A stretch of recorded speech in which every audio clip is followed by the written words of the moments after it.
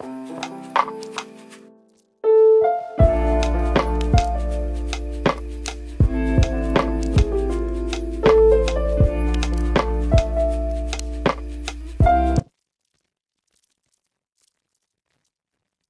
panoorin natin to Ben Tulfo, binanatan si Vice Ganda alias Kabayo. Bakit kayo tinawag na Vice Ganda? Eh mukhang kabayo naman. O panoorin natin banatan natin. Ben Tulfo banatan natin si Kabayo. Maraming mga putok sa buhong pendehong dak-dak tulad ni Vice at ang kanya mga kung sino man mga tsuwari-wariwap. Nagsasalita siguro dahil wala nang masabi sa kanilang mga palabas na walang katorya-torya. Kaya pati itong mga ginagawa ho namin na dadamay. Kami, we take it very personal. Hindi lahat ng mga nagpo-post na mga Bible verses para lang kinasabing yabang, arte, tsorba. Ito'y sasabihin ko sa iyo, Vice. Hindi kami ganoon. Kami, kahit man saang sulok ng Pilipinas, kahit nakaanak mo, kahit nga si Vice Ganda ka pa, pag ang kaanak mo wala ka mang magagawa, kundi kung may tsumorba-tsorba lang sa harap ng kamera, kaya namin ipagtanggol, kaya namin tumayo. Para sa akin, malimit kang, labas mo mukha-mukha, malimit. Kita mo, galit na galit to. Uy, labas mo yung mukha. Labas mo yung mukha ng kabayo. Mukhang kabayo nga yan, no? Ay, naku. Okay. Kaya nakikita mo dilaw. Dilawan ka kasi. Dilawan na balimbing. Dati, sinusuportahan mo ang Pangulong si President Duterte.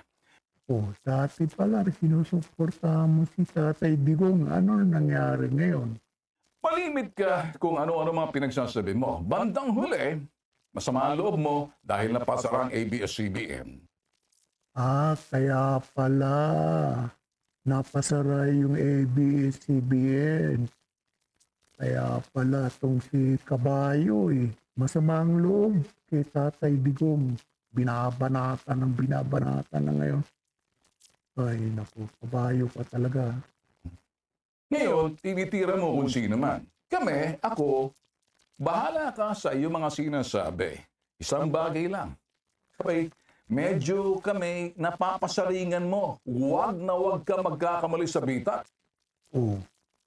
Kabayo, huwag kang magkakamali sa bitag Huwag subukan mo magkamali. Nako, yari kang kabayo ka. Kasi kami, kahit na buong puwersa ng ABS-CBN sa likod mo, di kami matitinag. Kahit na buong dilawan na mga politikong dinidikitan nyo, sa kagustuhan nyo sumipsip para mabalik kayo sa ere, ala akong pakialam. Kahit na si Leni Robredo, Isko Moreno, sino pa, si Lacson, sino pa yung mga kaalyansa ninyo, kahit na Manny Pacquiao, pag-uuntog-untogin kong ulo ninyo. Una sa lahat, yung kulay pa lang ng suot mo, dilaw na yan.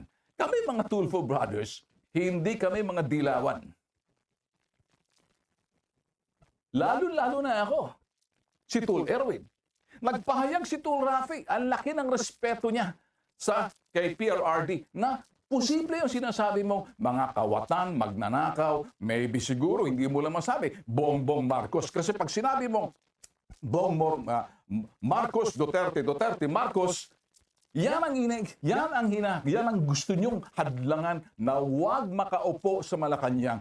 Kasi pag nakaupo yung Marcos, nakaupo uli yung Duterte, wala kang magagawa kung yan ang lalabas.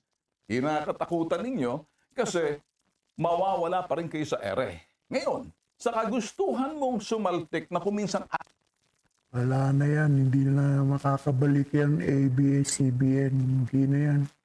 Malabo na yan. Ala ka nang masabi. Alang laman ng utak mo, katsorba-tsorbahan, kaek-ekan yung mga pinagsasabi mo. I take it very personal. Pasok ka sa Ben Tulfo Unfiltered. Pasok ka sa Ben Tulfo Ang bitag. Kabayo. pasok na pasok ka, yari ka kay sa bitag. Kung sinabi mong paggamit ng Bible verses, I will take it very personal. Mastig ako, maangas ako, bastos ako, busabos ako. Sa mga taong busabos at bastos. Oh, busabos, bastos. Ay, bastos talaga yan. Si Kabayo. Grabing bastos yan. Pero hindi mo kilala kung sino ang kami. Huwag mo na akong kilalanin. Ang ayaw ko lang at madamay kami sa mga pahayag mo, sa mga salita mong walang katorya-toryang palabas ninyo. Hindi kami kapareho sa inyo. Estilo namin sa bitag, ipagtanggol ang mga inape, kinawawa, walang kalaban-laban. Ikaw, ini-entertain mo, chino-chorba-chorba mo lang. Sumablay ka na. Kay kahit na nga mismo si Senator Tito Soto, may issue ka. Jessica Soho, nilait mo. Oh, si Jessica Soho, nilait mo. Tigas talaga ng mukhang kabayo nito, no? Kala mo na ba maganda kahit anong mangyari, kabayo, wala kang matres. Ha? Hindi ka magiging babae kahit anong gawin mo. Tandaan mo yan. Wala kang matres. Grabe kang kabayo ka. Kung sino-sinong nilalait mo, gusto kong mariglaitin mo ako. Makakatikim ka sa akin.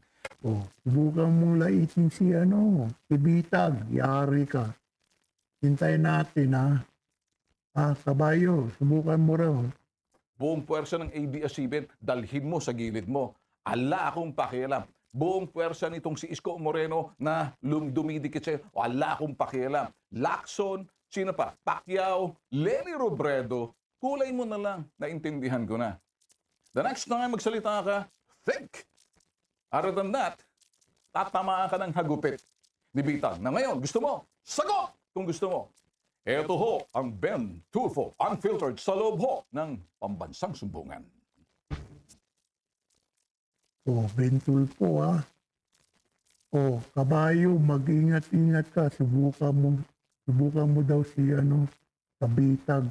Gamitin mo katatawa, ha? Subukan mo nang makatikim ka sa Bitag. Ha? Babu!